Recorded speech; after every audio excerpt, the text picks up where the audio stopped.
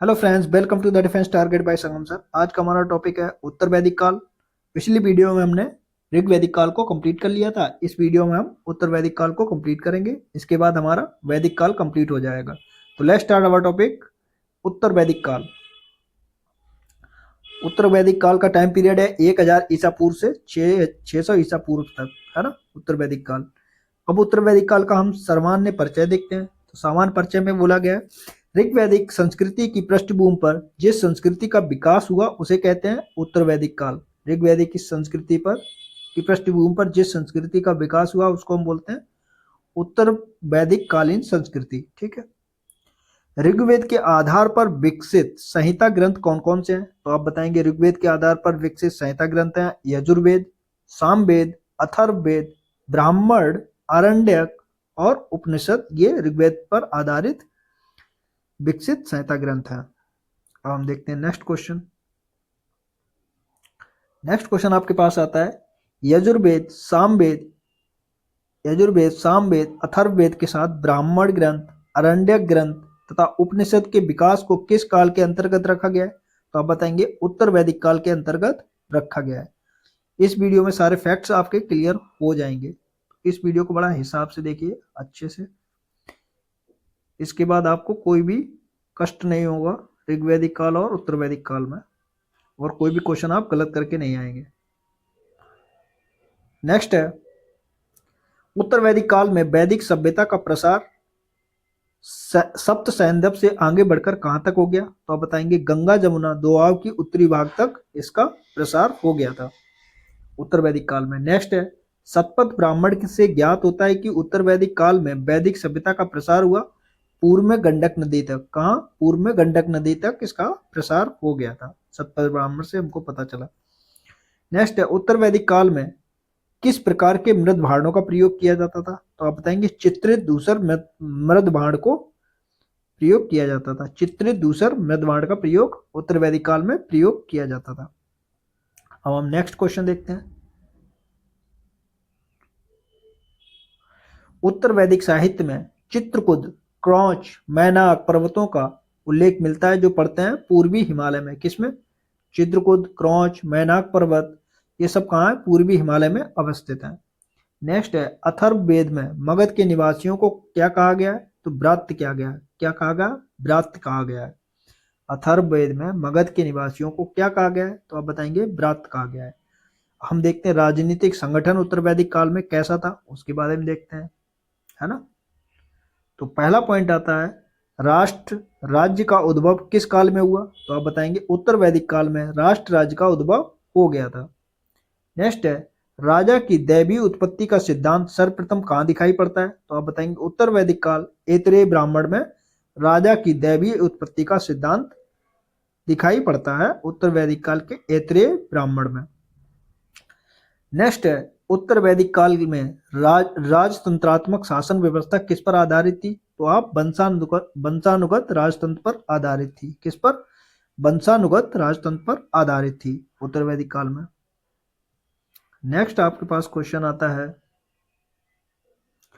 उत्तर वैदिक काल में राजा क्या उपाधियां धारण करने लगे थे? सम्राट, एकराट और अधिराज की उपाधियां उत्तर वैदिक काल में राजा धारण करने लगे थे। नेक्स्ट है उत्तर वैदिक काल में राजा अपनी शक्ति विस्तार हेतु किन यज्ञों का आयोजन करने लग गया? तो राजसूर, अश्वमेध और वाजपेयी यज्ञ का आयोजन करने लगा था राजा।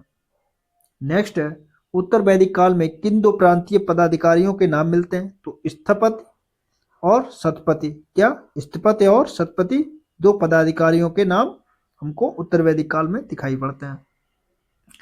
नेक्स्ट है उत्तर वैदिक काल में सीमांत प्रदेश का प्रशासक अथवा न्यायाधिकारी क्या कहलाता था? तो स्थपति न्यायाधिकारी कहलाता था। उत्तर वैदिक काल में सीमांत प्रदेश का प्रशासक अथवा न्यायाधिकारी कौन होता था? स्थपति होता था। ठीक है। अब अगला क्वेश्चन आता है उत्तर वैदिक काल में उत्तर वैदिक काल में 100 ग्रामों के समूह के अधिकारी को सतपति बोला जाता था। क्या बोला जाता? उत्तर वैदिक काल में 100 ग्राम के समूह के अधिकारी को सतपति बोला जाता था। अब हम देखते हैं उत्तर वैदिक काल में समाज व्यवस्था कैसी थी। समाज व्यवस्था के बारे में देखते हैं। तो पहला आता है उत्तर वैदिक काल में पारिवारिक स्थिति कैसी थी? तो आप बताएंगे संयुक्त परिवार पर आधारित पितृसत्तात्मक व्यवस्था थी। कैसी? संयुक्त परिवार पर आधारित पितृसत्तात्मक उत्तर वैदिक काल में पारिवारिक व्यवस्था थी। नेक्स्ट आता है उत्तर वैदिक काल में किस वर्ण को शिक्षा का अधिकार नहीं था? तो शूद्रों को शिक्षा का अधिकार नहीं था उत्तर वैदिक काल में।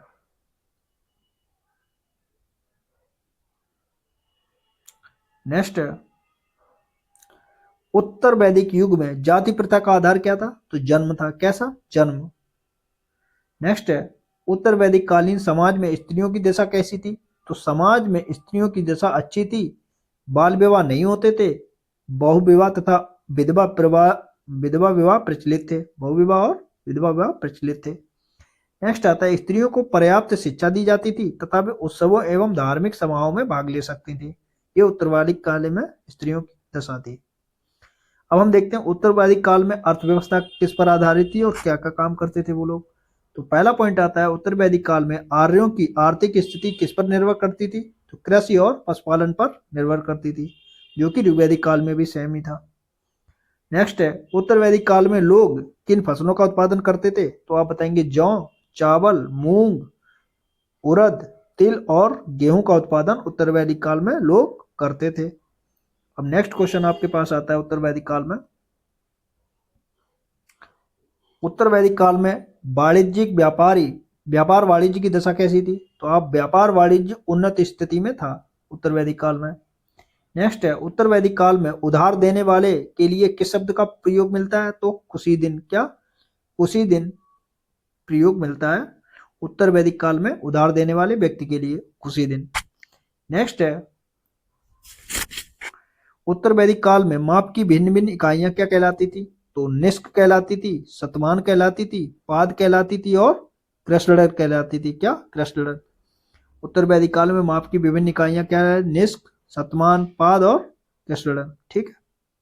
अगला क्वेश्चन है उत्तर वैदिक काल में वाट की मूलभूत इकाई क्या कहलाती थी? तो कृष्णडर कहलाती थी। रक्तिका या कुंजा भी उसी के समान थे। रिक्तिका और कुंजा भी उसी के समान थे। ठीक है। नेक्स्ट आता है आपके पास क्वेश्चन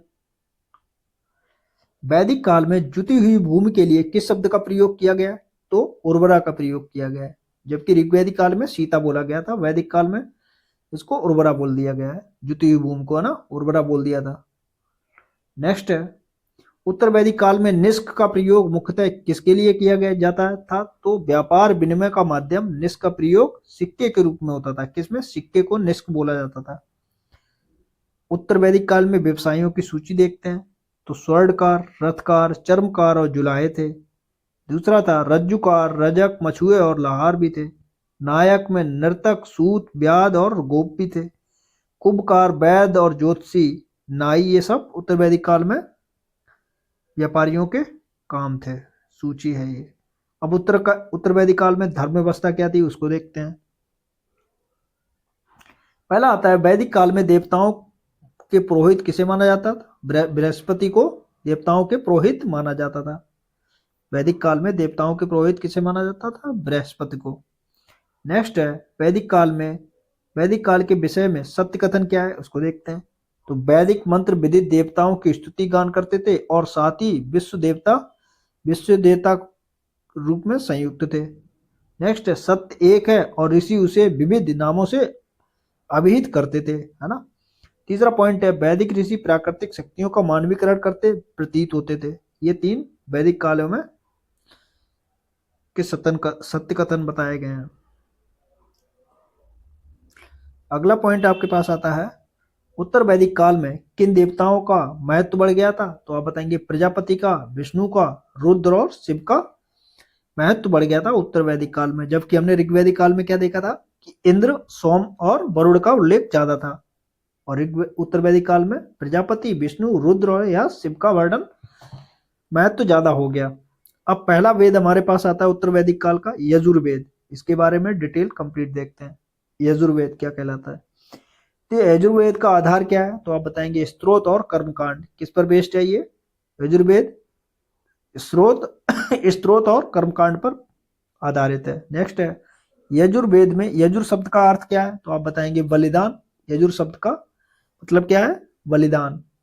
नेक्स्ट है यजुर्वेद किस शैली में लिखा गया है, तो आप बताएंगे गद्य और पद्य दोनों में लिखा गया है। यजुर्वेद किस शैली में लिखा गया है, तो गद्य और पद्य दोनों में लिखा गया है। फिर अगला क्वेश्चन आता है यजुर्वेद की कितनी शाखाएं हैं, तो आप बताएंगे कृष्ण यजुर्वेद जो कि गद्य और पद्य दोनों में है, और शुक्ल यजुर्वेद जो कि केवल पद्य में है। तो यजुर्वेद की कितनी शाखाएं हैं, तो आप बताएंगे दो शाखाएं हैं। तो कौन कौन थी, कृष्ण यजुर्वेद और शुक्ल यजुर्वेद, है ना।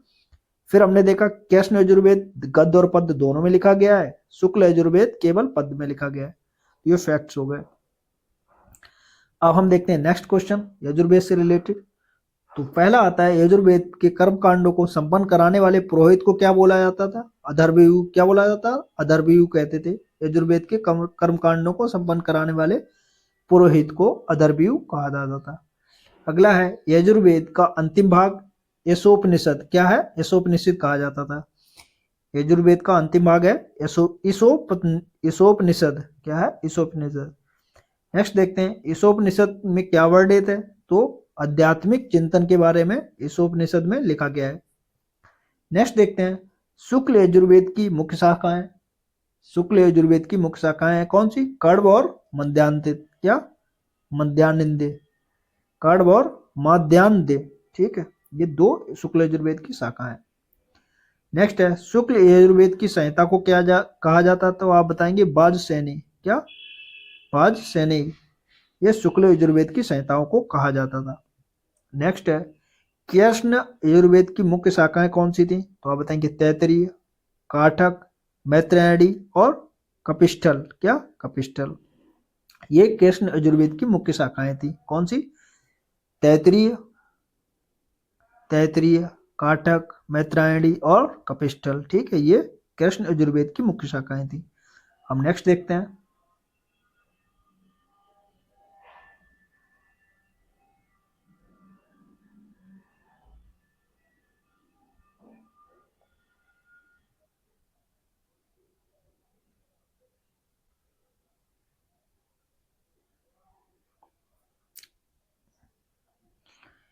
हम देखते हैं यजुर्वेद से संबंधित कौन कौन से ग्रंथ थे उसके बारे में देख लेते हैं।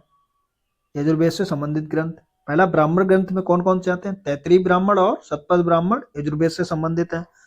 फिर यजुर्वेद के आरण्यक ग्रंथ कौन कौन से थे, तो तैत्तिरीय आरण्यक और शतपथ आरण्यक। उपनिषद कौन कौन से लिखे गए हैं, तो तैत्तिरीय उपनिषद और वैदरण्यक उपनिषद, ईशोपनिषद, मैत्रेयणी उपनिषद, कठोपनिषद, ये सब यजुर्वेद से संबंधित है। फिर आएंगे श्वेतासर उपनिषद, ये सब उपनिषद ग्रंथ है यजुर्वेद के, है ना। फिर अगला क्वेश्चन आता है आपके पास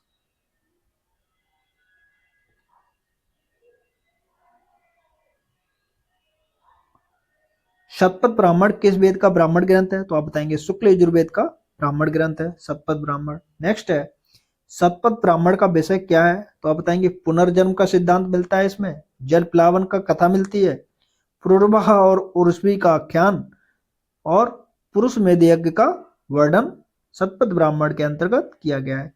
तो शतपथ ब्राह्मण में का विषय क्या है, पुनर्जन्म का सिद्धांत, जल प्लावन कथा, पुरुर्वाह और उर्वशी आख्यान तथा पुरुष मेध यज्ञ का वर्णन शतपथ ब्राह्मण में मिलता है। फिर हम देखते हैं नेक्स्ट यजुर्वेद का शुक्ल एवं कृष्ण यजुर्वेद के रूप में ज्ञात दो संस्करण किस वेद से संबंधित है, तो यजुर्वेद से। शुक्ल और कृष्ण किससे संबंधित है, यजुर्वेद से। मैत्रेयी संहिता का संबंध किससे है, तो आप बताएंगे यजुर्वेद से है। राजसूय यज्ञ संबंधित अनुष्ठानों का उल्लेख किस वेद में मिलता है, तो आप बताएंगे यजुर्वेद में मिलता है। फिर आप बताएंगे यजुर्वेद के किस संहिता में केवल सूक्त और गद्य नहीं है, तो वाजसनेयी संहिता में केवल सूक्त है, गद्य नहीं है। फिर अगला क्वेश्चन आता है यजुर्वेद के मंत्रों से देवताओं के आवाहन करने वाले पुरोहित को क्या बोला जाता था, तो याज्ञिनी या याज्ञिक या अधर्वयु बोला जाता था, है ना। फिर अगला क्वेश्चन आता है यजुर्वेद से सर्वप्रथम किस वेद में हिरण्यकार शब्द का प्रयोग मिलता है, तो उल्लेख यजुर्वेद में मिलता है हिरण्यकार का, ठीक है। नेक्स्ट है किस वेद में आहुति या बलिदान संबंधी सूत्र मिलते हैं, तो यजुर्वेद में बलिदान या आहुति शब्द का संबंधी सूत्र समाहित है, ठीक है। अब यहाँ पर यजुर्वेद हमने कंप्लीट कर लिया। अब देखते हैं सामवेद। सामवेद के बारे में देखते हैं। तो साम का अर्थ क्या है? संगीत या गान। साम का अर्थ क्या है? संगीत या गान। नेक्स्ट आता है सामवेद में किस विषय से संबंधित संदर्भ में मंत्रों का संग्रह। तो आप बताएंगे यज्ञों के अवसर पर गाए जाने वाले मंत्रों का उल्लेख सामवेद में मिलता है। नेक्स्ट हम क्वेश्चन देखते हैं सामवेद में। सामवेद के मंत्रों का गायन करने वाले पुरोहित को क्या कहा जाता था? तो आप बताएंगे उद्गाता कहा जाता था। क्या? उद्गाता कहा जाता था। फिर अगला क्वेश्चन आता है सामवेद में कितनी ऋचाएं हैं? तो सामवेद में कुल कितनी ऋचाएं हैं? तो आप बताएंगे 1875 ऋचाएं सामवेद में समाहित हैं। फिर अगला क्वेश्चन आता है सामवेद की प्रमुख शाखाएं कौन सी हैं? तो आप बताएंगे कैथमीय, राडानीय और जैमिनीय। ये तीन शाखाएं किसमें है? सामवेद में। कौथमीय, राडायनीय और जैमिनीय शाखाएं सामवेद की प्रमुख शाखाएं हैं। अब सामवेद के ब्राह्मण ग्रंथ कौन कौन से हैं उसको देखते हैं। तो तारण्य ब्राह्मण, षड्विश ब्राह्मण और जैमिनीय ब्राह्मण। तो तारण्य ब्राह्मण का दूसरा क्या है? महाब्राह्मण भी जानते हैं उसको। षड्विश ब्राह्मण को अद्भुत ब्राह्मण के नाम से जाना जाता है। जैमिनीय ब्राह्मण, ये तीसरे 3 ब्राह्मण ग्रंथ हैं सामवेद के। अब सामवेद के आरण्यक ग्रंथ कौन कौन से हैं? तो आप बताएंगे छंदोग्य आरण्यक और जैमिनीय आरण्यक, ये सामवेद के आरण्यक ग्रंथ हैं। तो यहां पर हमने क्या देख लिया? सामवेद के ब्राह्मण ग्रंथ को देख लिया और सामवेद के आरण्यक ग्रंथों को भी देख लिया। अब मिलते हैं नेक्स्ट क्वेश्चन देखते हैं। सामवेद के उपनिषद ग्रंथ कौन कौन से हैं? आप बताएंगे छांदोग्य उपनिषद और जैमिनीय उपनिषद, ये सामवेद के उपनिषद ग्रंथ हैं। छांदोग्य उपनिषद क्या है? सबसे प्राचीन उपनिषद है, इसका फैक्ट आप याद कर लीजिएगा। हम देखते हैं नेक्स्ट क्वेश्चन।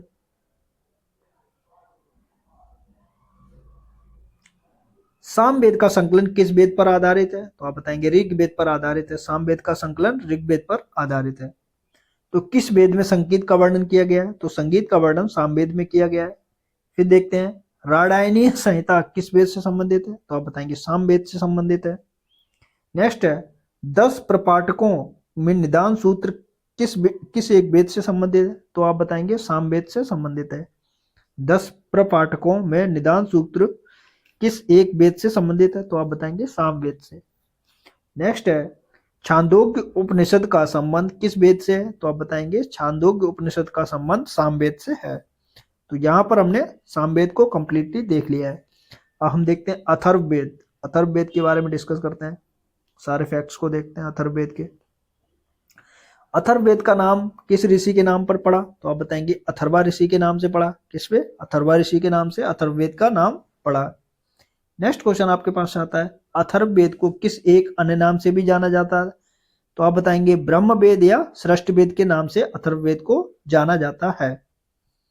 नेक्स्ट देखते हैं अथर्ववेद में कुल कितने अध्याय हैं? तो आप बताएंगे 20 अध्याय अथर्ववेद में समाहित हैं। फिर अगला क्वेश्चन बनता है अथर्ववेद में सूक्तों एवं मंत्रों की कुल कितनी संख्या है? तो आप बताएंगे 731 सूक्त और 5967 मंत्र हैं। कितने? 731 सूक्त और 5967 मंत्र अथर्ववेद में लिखे गए हैं। नेक्स्ट देखते हैं अथर्ववेद के कुल मंत्रों में कितने मंत्रों की संख्या ऋग्वेद से संबंधित है? तो 1200 मंत्र कहां से लिए गए हैं? सीधे सीधे ऋग्वेद से लिए गए हैं। अगला क्वेश्चन है अथर्ववेद की कितनी शाखाएं? तो 2 शाखाएं। कौन सी? पिप्लाद और शौनक। कौन सी? पिप्लाद और शौनक अथर्ववेद की शाखाएं हैं। नेक्स्ट है अथर्ववेद का ब्राह्मण ग्रंथ गोपद ब्राह्मण है। अथर्ववेद का ब्राह्मण ग्रंथ को क्या कहते हैं? गोपद ब्राह्मण। अब हम देखते हैं अथर्ववेद के उपनिषद कौन कौन से हैं, है ना। अथर्ववेद के 2 उपनिषद हैं। कौन थे? प्रश्नोपनिषद और मंडूक्यो उपनिषद। प्रश्नोपनिषद और मंडूक्यो उपनिषद ये अथर्ववेद के उपनिषद ग्रंथ हैं। नेक्स्ट अगला क्वेश्चन आता है अथर्ववेद का विषय क्या है? तो इसमें सामान्य मनुष्य के विचारों, विश्वासों तथा अंधविश्वासों, जादू टोना का विवरण मिलता है। किसमें? अथर्ववेद में। कई बार क्वेश्चन पूछा गया है जादू टोना का विवरण किसमें मिलता है? तो आप बताएंगे अथर्ववेद में।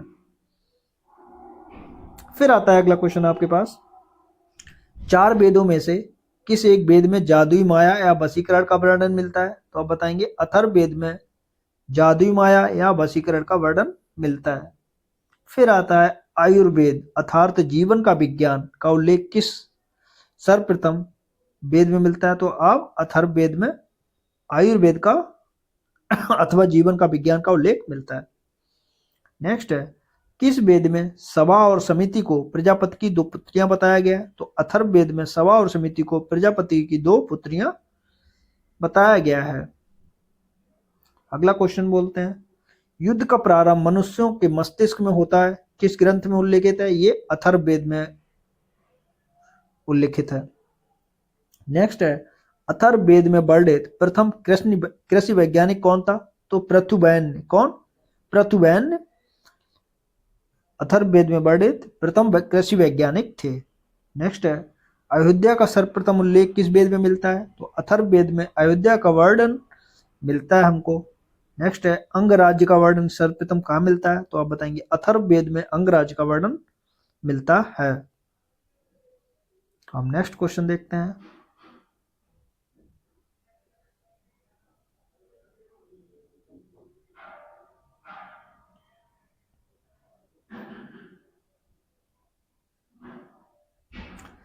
किस वेद में बीमारियों के उपचार संबंधी विषयों का वर्णन किया गया है? तो आप बताएंगे अथर्ववेद में बीमारियों से उपचार से संबंधित विषयों का वर्णन किया गया है अथर्ववेद में।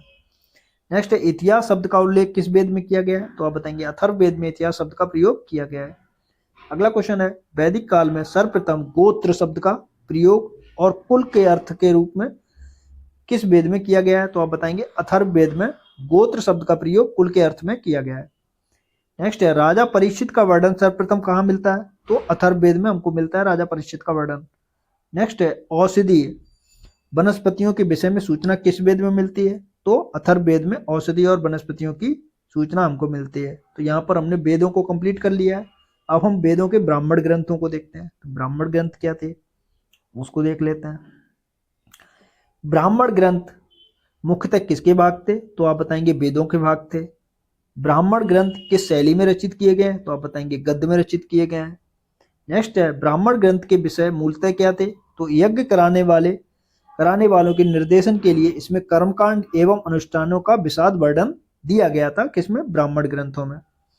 नेक्स्ट है, 800 से 600 ईसा पूर्व का काल किस युग को कहा जाता है? तो ब्राह्मण युग कहा जाता है।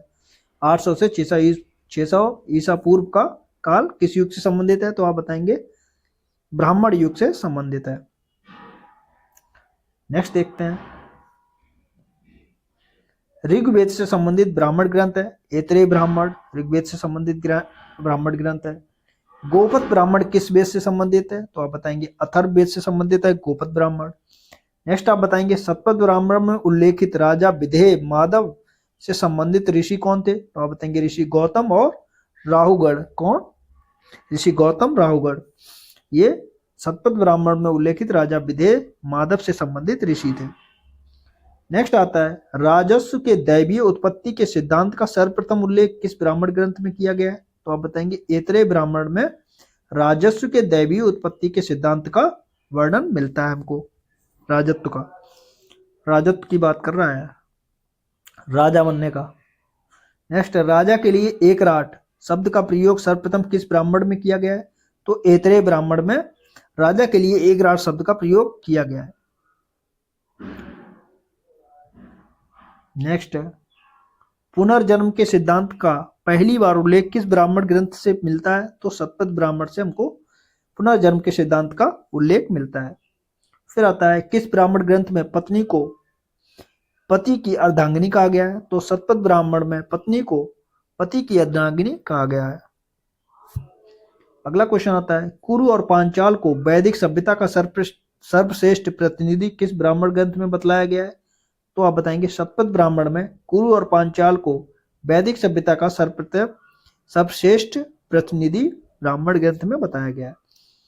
नेक्स्ट है, 12 रत्नियों की सूची का वर्णन किस ब्राह्मण ग्रंथ में किया गया है? तो आप बताएंगे शतपथ ब्राह्मण में 12 रत्नियों का उल्लेख हमको दिखाई देता है। नेक्स्ट आता है, महाजल प्लावन की कथा। महाजल प्लावन की कथा जिसमें देवी मत्स्य का द्वारा मनु की रक्षा करने का विवरण मिलता है, तो शतपथ ब्राह्मण में ये उल्लेख मिलता है। महाजल प्लावन की कथा जिसमें देवी मत्स्य का मनु की रक्षा करने का विवरण मिलता है। नेक्स्ट है, विधेय माधव का अपने पुरोहित गौतम रावगढ़ के साथ पूर्व दिशा की ओर जाने का कथानक किस ब्राह्मण ग्रंथ से उल्लेखित है? तो आप बताएंगे शतपथ ब्राह्मण में ये बात कही गई है, ये आख्यान मिलता है। समुद्र पर्यंत पृथ्वी के शासक को एकराट किस ब्राह्मण ग्रंथ में बताया गया है? तो आप बताएंगे ऐतरेय ब्राह्मण में समुद्र पर्यंत पृथ्वी के शासक को एकराट कहा गया है। नेक्स्ट है, शतपथ ब्राह्मण में किस विषय के संदर्भ में विस्तार से वर्णन किया गया है? तो धार्मिक कर्मकांडों का वर्णन शतपथ ब्राह्मण में किया गया है। अगला क्वेश्चन आपके पास आता है, शतपथ ब्राह्मण का संबंध किस वेद से है? तो आप बताएंगे यजुर्वेद से है। किससे? यजुर्वेद से है शतपथ ब्राह्मण का। अगला क्वेश्चन देखते हैं,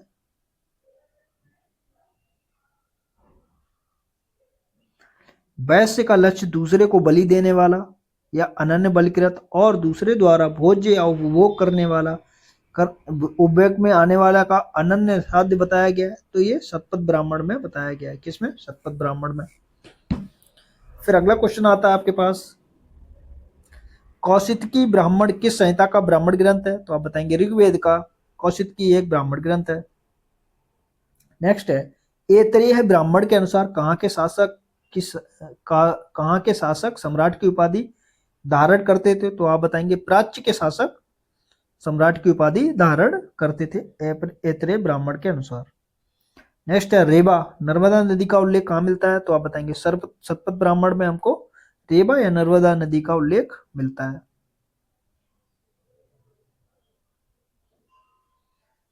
नेक्स्ट क्वेश्चन आपके पास आता है, किस ब्राह्मण ग्रंथ को उसकी विशालता के कारण महाब्राह्मण भी कहा जाता है? तो तारण्य ब्राह्मण को महाब्राह्मण भी कहा जाता है। नेक्स्ट है, किस ब्राह्मण ग्रंथ को अद्भुत ब्राह्मण भी कहा जाता है? तो आप बताएंगे षड्विध ब्राह्मण को अद्भुत ब्राह्मण के नाम से जाना जाता है। नेक्स्ट है, पुरुष मेध यज्ञ का उल्लेख किस ब्राह्मण के ग्रंथ में किया गया है? तो आप बताएंगे शतपथ ब्राह्मण में पुरुष मेध यज्ञ का वर्णन किया गया है। अगला क्वेश्चन है, ब्राह्मण क्या है? तो आप बताएंगे अरण्य के साथ संकलन व्याख्याएं जो दर्शन संबंधी प्रश्नों से संबंधित है उनको ब्राह्मण कहा गया है। तो ब्राह्मण क्या है? अरण्य के साथ संकलन व्याख्याएं जो दर्शन संबंधी प्रश्नों से संबंध है। अगला क्वेश्चन आपके पास आता है, ब्राह्मण राजा पर आश्रित है एवं उसके पार्श्व में नीचे की ओर पीठासीन है परंतु वह राजा से श्रेष्ठ है, यह उल्लेख किस ग्रंथ में किया गया है? तो ऐतरेय ब्राह्मण में बताया गया है कि ब्राह्मण राजा पर आश्रित है और उसके पार्श्व में नीचे की ओर पीठासीन है परंतु वह राजा से श्रेष्ठ है। नेक्स्ट है, समुद्र का वर्णन किस ब्राह्मण ग्रंथ में उल्लेखित है? तो ऐतरेय ब्राह्मण में समुद्र का उल्लेख मिलता है। अब देखते हैं शतपथ ब्राह्मण में उल्लेखित 12 रत्नी कौन थे, उनको देख लेते हैं। तो पुरोहित किसको बोला जाता था? राजा का प्रमुख सलाहकार को पुरोहित बोला जाता था। सेना प्रमुख को सेनानी बोला जाता था। सेनानी किसको बोला जाता था? सेना प्रमुख को। ग्रामीणी किसको बोला जाता था? ग्राम के मुखिया को।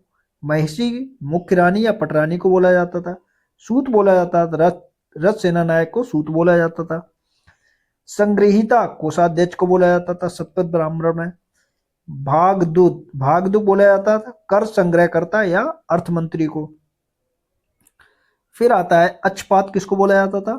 अक्षपात बोला जाता था पासे के खेल में राजा का सहयोगी एवं आय व्यय का गणनाध्यक्ष को अच्छा बाप बोला जाता था। ठीक है। नेक्स्ट है पालागल विदूषक को बोला जाता था। छता प्रतिहारी या दैबरिक को बोला जाता था। गोवित कर्तन जंगल विभाग का प्रधान या गवाध्यक्ष को बोला जाता था। नेक्स्ट है युवराज किसको बोला जाता था? राजकुमार को युवराज बोला जाता था शतपथ ब्राह्मण में। तो यहाँ पर हमने ब्राह्मण ग्रंथों को देख लिया। अब देखते हैं उपनिषद क्या थे, उपनिषदों के बारे में डिस्कस कर लेते हैं, है ना। उपनिषद का शाब्दिक अर्थ क्या होता है? तो आप बताएं समीप बैठना। ये पेट के एग्जाम में इस बार भी पूछा गया था उपनिषद का अर्थ क्या है? तो आप बताएंगे समीप बैठना। नेक्स्ट है उपनिषद वेदों के अंतिम भाग होते हैं इसलिए इन्हें कहा जाता है वेदांत। क्या कहा जाता था? वेदांत भी कहा जाता है। उपनिषद वेदों के अंतिम भाग होते हैं इसलिए इन्हें वेदांत भी कहा जाता था। नेक्स्ट है उपनिषदों की विषय वस्तु क्या है? तो सत्य की खोज है। उपनिषदों की विषय वस्तु क्या है? सत्य की खोज। नेक्स्ट है उपनिषद दर्शन का प्रमुख संबंध है तो ब्रह्म ज्ञान से। किससे? ब्रह्म ज्ञान से। नेक्स्ट है उपनिषदों की कुल कितनी संख्या है? तो आप बताएंगे 108 उपनिषद हैं। फिर आएगा अगला क्वेश्चन, कुल 108 उपनिषदों में से कितने उपनिषदों को विशेष महत्व प्राप्त है? तो 12 उपनिषदों को विशेष महत्व प्राप्त है। आता है नेक्स्ट क्वेश्चन आपका उपनिषदों से, किस उपनिषद में मृत्यु संबंधी चर्चा की गई? तो आप बताएं कठोपनिषद में मृत्यु संबंधी चर्चा की गई है। नेक्स्ट है, किस उपनिषद में वसुधैव कुटुंबकम शब्द का उल्लेख मिलता है? तो महा उपनिषद में वसुधैव कुटुंबकम का उल्लेख मिलता है ना। नेक्स्ट है, निष्काम कर्म सिद्धांत का सर्वप्रथम उल्लेख किस उपनिषद में हुआ है? तो आप बताएंगे ईशोपनिषद में निष्काम निष्काम कर्म सिद्धांत का उल्लेख मिलता है ईशोपनिषद में। नेक्स्ट है, किस उपनिषद में ऋषि पिपलाद और 6 ऋषियों का सम्मान संकलित है? तो आप बताएंगे प्रश्नोपनिषद में ऋषि पिपलाद और 6 ऋषियों का उल्लेख मिलता है प्रश्नोपनिषद में। अगला क्वेश्चन आपके पास आता है, उपनिषदों के समय वह विदुषी महिला कौन थी जो दार्शनिक की सभाओं में उच्च ज्ञान का संभाषण करती थी? तो गार्गी थी। कौन? गार्गी। नेक्स्ट है, बृहदारण्यक उपनिषद में जनक की सभा में याज्ञवल्क्य से दार्शनिक संवाद करते हुए किस विदुषी का वर्णन है? तो गार्गी का है। किसका? गार्गी का है। नेक्स्ट है, उपनिषद युग का राजा अश्वपति कहाँ का शासक था? कैकेयी का था। कहाँ का? कैकेयी का था। नेक्स्ट है, अद्वैत दर्शन का प्रतिपादन किस ग्रंथ से मिलता है? तो आप बताएंगे उपनिषद से मिलता है। कहाँ से? उपनिषद से मिलता है। नेक्स्ट क्वेश्चन आपके पास आता है, उपनिषद काल के वे राजा जो ब्रह्म ज्ञान अध्यात्म चिंतन से जुड़े हैं? तो आप बताएंगे विदेह के जनक, कैकेयी के अश्वपति, काशी के अजातशत्रु, पांचाल के प्रबल और जवाली। ये सब किससे? राजा जो ब्रह्म ज्ञान से अध्यात्म चिंतन से जुड़े हुए थे। नेक्स्ट देखते हैं, उपनिषद के विषय में सत्कथन कौन से हैं? तो आप बताएंगे बृहदारण्यक या छांदोग्य उपनिषद गद्य में है ना। दूसरा पॉइंट है, उपनिषद घोषणा करते हैं कि मोक्ष ज्ञान से संभव है, ना कि आस्था से। तीसरा पॉइंट, उपनिषद कहते हैं कि उपनिषद तपस्या के जीवन को मोक्ष के लिए परम आवश्यक ही नहीं मानते हैं। ठीक है, अब हम देखते हैं विविध तथ्य, है ना। विविध तथ्यों को देखते हैं। वेद 33 के अंतर्गत कौन कौन से वेद आते हैं? तो ऋग्वेद, यजुर्वेद और सामवेद। तीन को वेदयत्री बोला जाता था। ये कई बार क्वेश्चन पूछा गया, वेदयत्री के अंतर्गत कौन से वेद आते हैं? तो आप बताएंगे यजुर्वेद, सामवेद और ऋग्वेद को। नेक्स्ट क्वेश्चन आता है, वैदिक साहित्य का सही क्रम किस प्रकार है? तो वैदिक संहिता है, फिर ब्राह्मण ग्रंथ आता है, फिर आरण्यक आता है, लास्ट में उपनिषद आते हैं, है ना। नेक्स्ट है, कौन सी प्रथा चतुष्य वेदांतर काल में प्रचलित हुई? तो धर्म, अर्थ, काम और मोक्ष ये हुई। दूसरा है ब्रह्मचर्य, गृहस्थाश्रम, वानप्रस्थ और संन्यास। ये चतुष्ट वेदोत्तर काल में प्रचलित हुए थे। नेक्स्ट देखते हैं, भारतीय संस्कृति के अंतर्गत ऋतु का अर्थ क्या है? तो प्राकृतिक नियम को ऋतु बोला जाता था। नेक्स्ट है, धर्म तथा ऋत भारत की प्राचीन वैदिक सभ्यता से एक केंद्रीय विचार को चित्रित करते हैं। कौन कौन से विचार? तो पहला विचार था धर्म व्यक्ति के दायित्वों एवं स्वयं तथा दूसरों के प्रति व्यक्तिगत कर्तव्यों की संकल्पना था। दूसरा है ऋत मूलभूत नैतिक विधान था जो सृष्टि और उसमें अंतर्निहित सारे तत्वों के क्रियाकलापों को संचालित करता था। ये धर्म तथा ऋत भारत के प्राचीन वैदिक सभ्यताओं में एक केंद्रीय विचार चित्रित करते थे। अगला क्वेश्चन आपके पास आता है, प्राचीन भारत में निशाका निष्क का प्रयोग किसके लिए किया जाता है? तो आप बताएंगे स्वर्ण आभूषणों के लिए निष्क का प्रयोग या निशाका प्रयोग किया जाता था।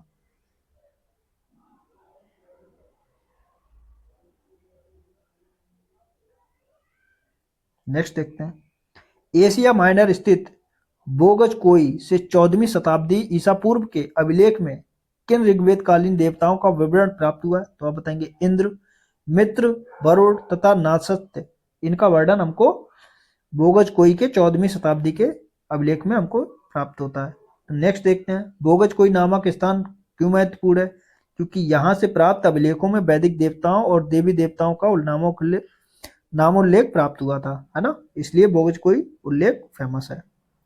नेक्स्ट है, कौन सा अभिलेख ईरान से भारत में आर्यों के आने की सूचना देता है? तो आप बताएंगे बोगज कोई अभिलेख ईरान से भारत में आर्यों के आगमन की सूचना देता है ना। अगला क्वेश्चन आपके पास आता है, 14वीं सदी ईसा पूर्व का एक अभिलेख जिसमें वैदिक देवताओं का वर्णन प्राप्त हुआ। तो आप बताएंगे बोगज कोई अभिलेख में हमको वैदिक देवताओं के उल्लेख प्राप्त हुआ था।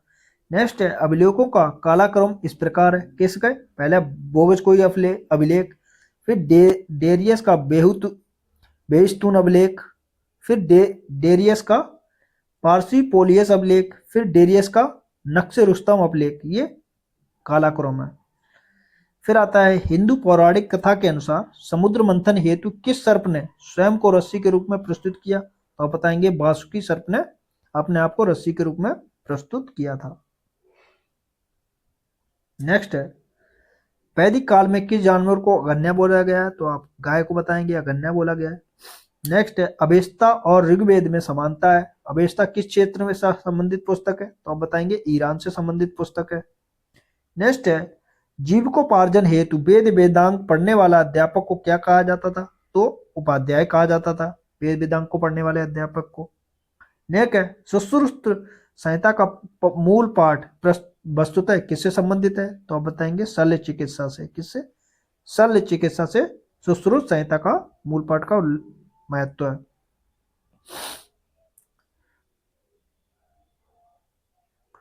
भागवत की अष्टांग हृदय पुस्तक किस विषय से संबंधित है? तो आप बताएंगे आयुर्वेद से संबंधित है भागवत की अष्टांग हृदय। नेक्स्ट है, गुजरात में संस्कृत तथा प्राकृत भाषा में रचित कृति लेखा पद्धति का विषय क्या है? तो आप बताएंगे विभिन्न प्रकार के कानूनी दस्तावेजों के मॉडल, है ना, लेखा पद्धति का विषय है। नेक्स्ट है, पुराणों की रचना किसने की थी? तो आप बताएंगे लोमहर्षि ऋषि तथा उनके पुत्र उग्रश्रवा ने पुराणों की रचना की थी। किसने? लोमहर्षि ऋषि तथा पुत्र उग्रश्रवा ने रचना की थी। अब हम देखते हैं पुराणों की संख्या कितनी है? तो आप बताएंगे 18 पुराण है। नेक्स्ट देखते हैं, किस पुराण को उनके रचनाकारों ने पुरातन इतिहास कहा? तो मत्स्य एवं वायु पुराण को उनके रचनाकारों ने पुरातन इतिहास कहा है। नेक्स्ट है, सर्ग, प्रतिसर्ग, वंश, मनमंत्र और वंशानुचरित किसके संकेत हैं? तो पुराणों के संकेतक हैं। अगला क्वेश्चन देखते हैं, श्रीमद् भगवत गीता मूलतः किस भाषा में लिखी गई? तो आप बताएंगे संस्कृत में श्रीमद् भगवत गीता लिखी गई है। नेक्स्ट देखते हैं, महाभारत मूलतः किस रूप में जानी जाती है? तो आप बताएंगे जय संहिता के रूप में जानी जाती है महाभारत। कई बार क्वेश्चन पूछा गया है, तो जय संहिता किसका पुराना नाम है? तो आप बताएंगे महाभारत का। या महाभारत का दूसरा नाम क्या है? तो आप जय संहिता बताएंगे। नेक्स्ट है, the Arctic home in the Vedas, आर्यों के आदि देश का नामक पुस्तक की रचना किसने की? तो बाल गंगाधर तिलक ने की थी। द आर्कटिक होम इन दी वेदास, याद रख लेना, कई बार पूछा गया क्वेश्चन। अगला क्वेश्चन बनता है, नारायण के साथ विष्णु के तदात्म का प्राचीनतम उल्लेख किस ग्रंथ में मिलता है? तो महाभारत से मिलता है। किससे? महाभारत से। नेक्स्ट है, वैदिक सूर्य देवता को अन्य किन नामों से जाना जाता है? तो सावित्री, विश्वकर्मा और सविता के नाम से सूर्य देवता को जाना जाता है। नेक्स्ट देखते हैं, अवतारवाद की चर्चा किस ग्रंथ में की गई? तो भगवत गीता में अवतारवाद की चर्चा की गई है। अब देखते हैं नेक्स्ट क्वेश्चन,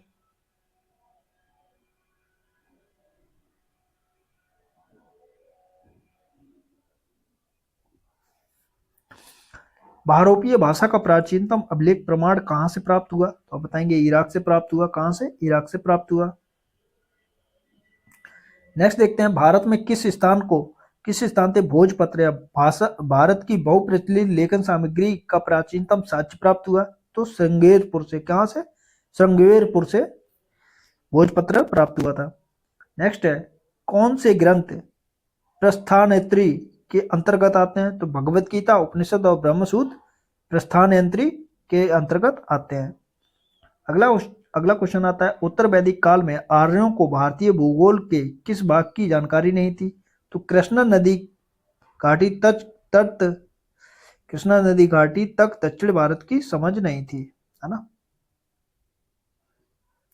नेक्स्ट, उत्तर वैदिक काल उत्तर वैदिक कालीन किस विचारक ने वेदों की महिमा का खंडन किया है? तो कौत्स ने किया है। किसने? कौत्स ने।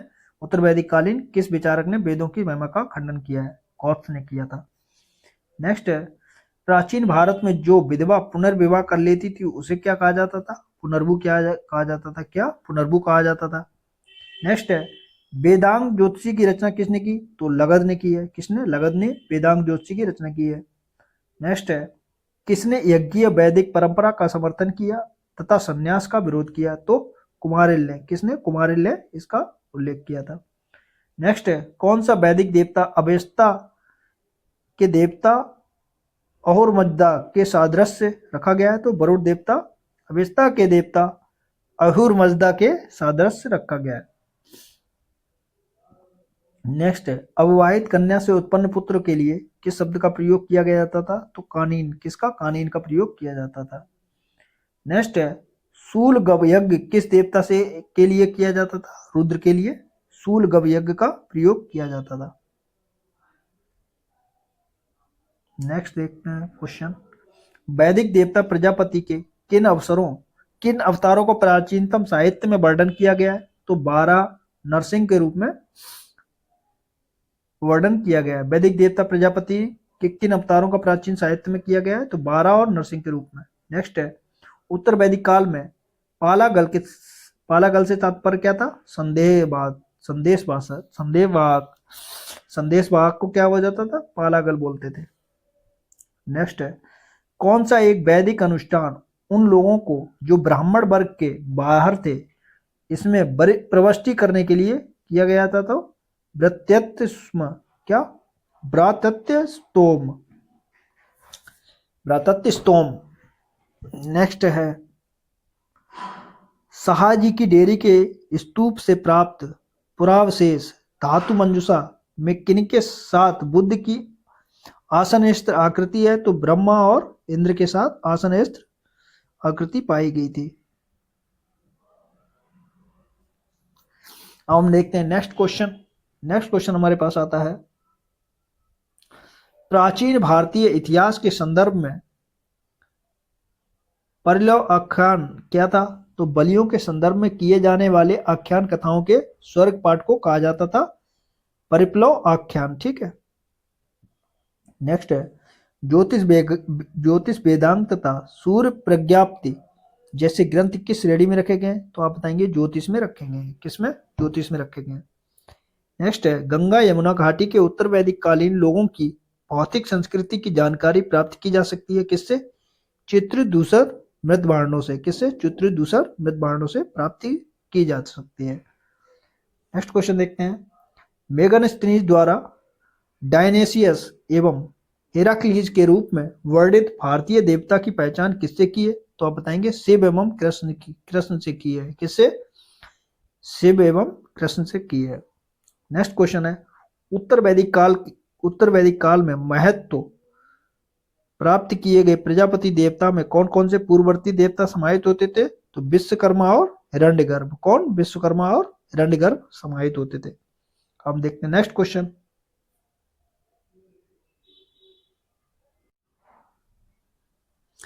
क्वेश्चन, देखते हैं, सूर्य ने यम से कहा, यम ने हरि से कहा, इस कथन का उल्लेख किस ग्रंथ में मिलता है? तो आप बताएंगे विष्णु पुराण में मिलता है। किस में मिलता है? विष्णु पुराण में। अगला क्वेश्चन देखते हैं, कौन सा एक भागवत धर्म का सबसे महत्वपूर्ण लक्षण माना जाता है? तो आप बताएंगे निजी देवता के प्रति भक्ति पर जोर। निजी देवता के प्रति भक्ति पर जोर भगवत धर्म का सबसे महत्वपूर्ण लक्षण माना जाता है। अगला क्वेश्चन है, किस धर्म में यक्ष एवं यक्षिणियों की पूजा में विश्वास किया जाता था? तो आप बताएंगे ब्राह्मण धर्म। बौद्ध धर्म और जैन धर्म में यक्ष एवं यक्षिणियों की पूजा में विश्वास किया जाता था। अगला क्वेश्चन है, प्राचीन भारतीय धर्म ग्रंथों में किसके साथ कृष्ण के विरोध का उल्लेख मिलता है? तो इंद्र के साथ कृष्ण का विरोध बताया गया है भारतीय धर्म ग्रंथों में। अगला क्वेश्चन है, वैदिक ग्रंथों में ऊसर भूमि का व्यंजक शब्द है खिल। खिल को हम क्या बोलते थे? ऊसर भूमि को खिल बोलते थे। नेक्स्ट है, चित्र दूसर पात्र संस्कृत से उत्तर वैदिक कालीन ग्रंथों में प्रतिबंधित जीवन की पहचान करने के कौन से कारण है? तो दोनों की भौतिक और संस्कृति में समानता के कारण इनको चुत्री दूसर पात्र संस्कृति से उत्तर वैदिक कालीन ग्रंथों में प्रतिबिंबित जीवन की पहचान करने के कारण है। नेक्स्ट है, वैदिक देवता वरुण के बारे में सत्य क्या क्या है? तो वे नैतिक व्यवस्था के संरक्षक थे, और दूसरा है वे पापियों को दंड देते थे। ये दो काम वरुण देवता के थे। फिर आता है नेक्स्ट क्वेश्चन आपके पास। नेक्स्ट क्वेश्चन है, वैदिक देवताओं का मंत्रों से अलग कोई अस्तित्व नहीं है, यह मत किस दर्शन में व्यक्त किया गया है? तो मीमांसा दर्शन में यह व्यक्त किया गया है। नेक्स्ट क्वेश्चन है, वैदिक कालीन पर्वत मंजुबंत किस देवता का निवास स्थान है? तो सोम का। सोम का निवास स्थान अगर पूछा जाता तो आप बताएंगे मूजवंत। क्या है? मूजवंत। मूजवंत। नेक्स्ट है, ऋग्वैदिक आर्य और हड़प्पा संस्कृति के लोग एक ही थे, इस सिद्धांत का प्रतिपादक कौन है? तो बीबी लाल। कौन? बीबी लाल। नेक्स्ट है, विष्णु का तमिल में क्या नाम है? तो तिरुमल। विष्णु को तमिल में तिरुमल कहते थे। नेक्स्ट है, जाति प्रथा सर्वप्रथम कब से जटिल होती हुई दिखाई देती है? तो उत्तर वैदिक काल में जाति व्यवस्था को जटिल बताया गया है, तब से जटिल होती हुई दिखाई देती है। अगला क्वेश्चन आता है आपके पास, मैक्स मूलर नामक विद्वान किसके लिए प्रसिद्ध है? तो वेदों के अध्ययन के लिए मैक्स मूलर प्रसिद्ध है। अगला क्वेश्चन है, वैदिक युग में मना या मन का प्रयोग किसके लिए किया जाता है? तो वजन के लिए या तौल के लिए मन का प्रयोग किया जाता था। अगला क्वेश्चन है, किस कारण से गढ़संग क्षेत्रों को वैदिकोत्तर काल में मलेच्छ देश के रूप में इंगित किया गया है? तो वैदिक कर्मकांडों से विमुक्ता के कारण उनको मलेच्छ देश के रूप में इंगित किया गया है। नेक्स्ट है, वर्ण संकर की संकल्पना सबसे पहले कब दिखाई देती है? तो धर्मसूत्रों में वर्ण संकर की संकल्पना दिखाई देती है। फिर आता है अगला क्वेश्चन आपके पास,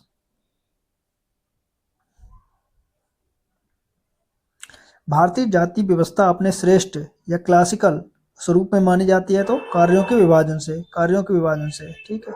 अगला क्वेश्चन है, पूर्व वैदिक काल से उत्तर वैदिक काल के राजस्व गठन पॉलिटी में मुख्य रूप से क्या परिवर्तन हुआ? तो राज्य के संगठन का आधार कुल न रहकर भूमि का विस्तार हो गया। ठीक है, ये परिवर्तन आया था।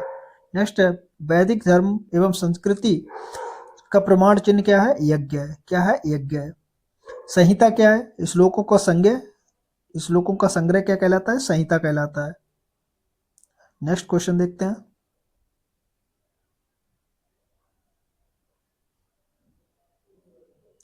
किस विद्वान ने हिस्ट्री ऑफ धर्मशास्त्र की रचना की? तो आप बताएंगे पीवी काड़े ने की है। किसने? पीवी काड़े ने हिस्ट्री ऑफ धर्मशास्त्र की रचना की है।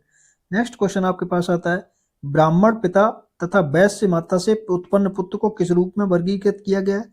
तो अम्बष्ट। क्या है? अम्बष्ट के नाम से जानते थे वैश्य माता ब्राह्मण पिता से उत्पन्न पुत्र को। ठीक है, अम्बष्ट के नाम से जानते थे। अब नेक्स्ट क्वेश्चन देखते हैं,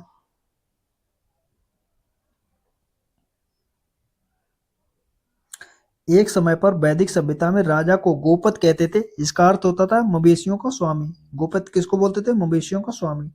नेक्स्ट है, वेद उपनिषद पुराण किस भाषा में लिखे गए? तो आप बताएंगे संस्कृत भाषा में लिखे गए। नेक्स्ट आप क्वेश्चन बताएंगे, वैदिक भजनों या मंत्रों के संग्रह को क्या कहा जाता है? तो आप बताएंगे संहिता कहा जाता है। क्या? संहिता कहा जाता है। नेक्स्ट क्वेश्चन आता है,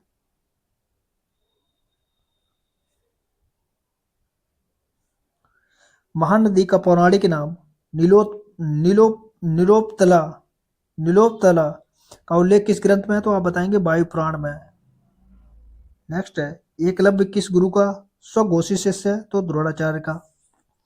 नेक्स्ट है, भारत के किस स्थल की खुदाई से लौह धातु के प्रचलन के प्राचीनतम प्रमाण मिले? तो अंतरंजी खेड़ा से हमको लौह के प्राचीनतम प्रमाण मिले हैं। नेक्स्ट है, किस ऋषि के बारे में कहा जाता है कि उन्होंने दक्षिण भारत का आर्यकरण किया, अर्थात वे आर्य बनाया? तो अगस्त ऋषि को दक्षिण भारत में आर्यकरण के लिए जाना जाता है। नेक्स्ट है, किस काल में अछूत की अवधारणा स्पष्ट रूप से उद्धृत दिखाई देती है? तो धर्मशास्त्रों के समय अछूत की भावना उद्धृत हुई थी। नेक्स्ट है, कौन सा वाद्य यंत्र सबसे प्राचीन माना जाता है? तो आप बताएंगे बीड़ा सबसे प्राचीन वाद्य यंत्र माना जाता है। फिर आता है अगला क्वेश्चन, कौन सी जनजाति ऋग्वैदिक कार्यों के पंचजन से संबंधित नहीं है? तो किकट पंचजन से संबंधित नहीं है। नेक्स्ट है, किसे भारत का प्रथम विधि निर्माता माना जाता है? तो मनु को भारत का पहला विधि निर्माता माना जाता है। नेक्स्ट है, ऋग्वेद के प्राचीनतम भाष्यकार कौन थे? तो स्कंद स्वामी इसके प्राचीनतम भाष्यकार थे। फिर आता है नेक्स्ट क्वेश्चन आपके पास, गौतम एवं वैधायन के अनुसार वैदिकोत्तर काल में वार्षिक ब्याज दर क्या थी? तो 15% थी। क्या थी? 15% थी। फिर अगला क्वेश्चन आता है, उत्तर वैदिक कालीन पांचाल राज्य का प्रसिद्ध दार्शनिक नरेश कौन थे? तो प्रवाहरड जवाली पांचाल राज्य का प्रसिद्ध दार्शनिक नरेश था। नेक्स्ट है, नियोग प्रथा को किस धर्मसूत्र ने अनुचित बताया? तो वैधायन ने इसको नियोग प्रथा को धर्मसूत्र ने अनुचित बताया है। किसने? वैधायन ने। अब हम देखें राजा एवं राज्य। ठीक है, कौन सा राजा किस राज्य का स्वामी था? तो ब्रह्मदत्त थे काशी नरेश, काशी के राजा थे। अश्वपति कैकेयी के राजा थे। जरासंध मगध का राजा था। परीक्षित या जन्मेजय कुरु के राजा थे। निच्छचु ये वत्स भूमि के राजा थे। प्रद्योत या महासेन अवंती के राजा थे। फिर आता है अगला क्वेश्चन आपके पास, जनक विदेह के राजा थे। प्रवाहरड जवाली पांचाल के राजा थे। फिर अगला क्वेश्चन आता है, प्राचीन नगर एवं अवस्थिति के बारे में जानते हैं। पुष्क कलावती ये चरसद्दा के राजा स्थिति है। साकल सियालकोट। ताम्रलिप्ति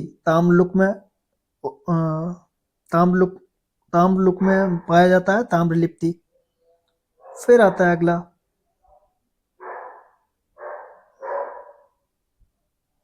तक्षशिला सिरकप में। विजयपुर नागार्जुन कोंडा में स्थित है। कपिसा अफगानिस्तान बेग्राम में है। पंगवाड़ी मैसूर कर्नाटक में स्थित है। द्वार समुद्र हेलविड में स्थित है। अब वेद, ये बहुत इंपॉर्टेंट टॉपिक स्टार्ट हो रहा है आपका। वेद से संबंधित उपवेद कौन कौन से है ना? ऋग्वेद का उपवेद है आयुर्वेद, और रचनाकार इसके कौन है? प्रजापत्य। और ये किससे संबंधित है? चिकित्सा संबंधी ज्ञान आयुर्वेद से प्राप्त होता है। फिर यजुर्वेद का उपवेद क्या है? धनुर्वेद है, जिसको विश्वामित्र ने लिखा है, और ये चिकित्सा संबंधी, इसमें धनुर्विद्या की बात कही गई है चिकित्सा में। ठीक है, ठीक है, धनुर्वेद इसमें युद्ध कला से संबंधित किसमें? यजुर्वेद में बताया गया। अथर्ववेद का शिल्प वेद है, जिसको विश्वकर्मा ने लिखा है। इसमें शिल्प के संबंधित ज्ञान की बात कही गई है। किसने? शिल्प की संबंधित। ठीक है, शिल्प कला। सामवेद में गंधर्व वेद, सामवेद का उपवेद गंधर्व वेद है, और रचनाकार नारद है। इसमें संगीत कला से संबंधित ज्ञान प्राप्त होता है। ठीक है, अब हम नेक्स्ट क्वेश्चन देखते हैं, वेद और संबंधित विषय क्या क्या है? ऋग्वेद में स्रोत एवं प्रार्थनाएं ईश्वर की महिमा के बारे में बताया गया है। यजुर्वेद में स्त्रोत, कर्मकांड और बलिदान की विधि बताई गई है यजुर्वेद में। सामवेद में संगीत में स्त्रोत लिखे गए हैं। अथर्ववेद में तंत्र मंत्र, वशीकरण, औषधियों से संबंधित जानकारी में अथर्ववेद से मिलती है ना? अब देखते हैं वेद एवं वेद से संबंधित शाखाएं कौन कौन सी है ना? तो ऋग्वेद की शाखा है साकल। यजुर्वेद की कव्र और बाजसनेयी, ये यजुर्वेद की शाखा है। सामवेद की है राडानेयी और कौमुद, ये सामवेद की शाखा है। अथर्ववेद की शाखा है पिपलाद और शौनक, ये अथर्ववेद की शाखा है। अब हम देखते हैं प्रमुख यज्ञों के बारे में, कौन कौन से यज्ञ वैदिक काल में थे। तो पहला आता है अश्वमेध यज्ञ। यह सर्वाधिक महत्वपूर्ण यज्ञ है, जिसमें राजा द्वारा साम्राज्य की सीमा की वृद्धि के लिए घोड़े को स्वतंत्र छोड़ दिया जाता था। ठीक है, फिर आता दूसरा राजसूय यज्ञ। तो इस यज्ञ का आयोजन राजा के राज्याभिषेक के समय किया जाता था। तीसरा आता है वाजपेयी यज्ञ। इसमें राजा अपनी शक्ति के प्रदर्शन के लिए रथ दौड़ का आयोजन करता था वाजपेयी यज्ञ में। फिर आता है अग्निष्टोम यज्ञ। तो पापों के क्षय और स्वर्ग की ओर ले जाने वाली नाव के रूप में वर्णित है ये अग्निष्टोम यज्ञ। फिर आता है सौत्रामणि। इस यज्ञ में पशु एवं सुरा की आहुति दी जाती थी। किसमें? सौत्रामणि यज्ञ में। फिर आता है पुरुषमेध यज्ञ। तो पुरुष में यज्ञ क्या कहलाता है? राजनीतिक वर्चस्व के लिए स्वस्थ तथा विद्वान पुरुष की बलि दी जाती थी। इसमें 5 प्राणियों की बलि दिए जाने का प्रावधान है पुरुष में यज्ञ में। तो यहाँ पर आपका वैदिक काल कंप्लीट होता है। पहली वीडियो में हमने देख लिया था ऋग्वैदिक काल और इस वीडियो हमने कंप्लीट किया है उत्तर वैदिक काल। तो यहाँ पर हमारा वैदिक पीरियड, वैदिक काल कंप्लीट हमने कर लिया है। तो अब नेक्स्ट वीडियो में हम देखेंगे नया topic. Thank you for watching. Please like share and subscribe.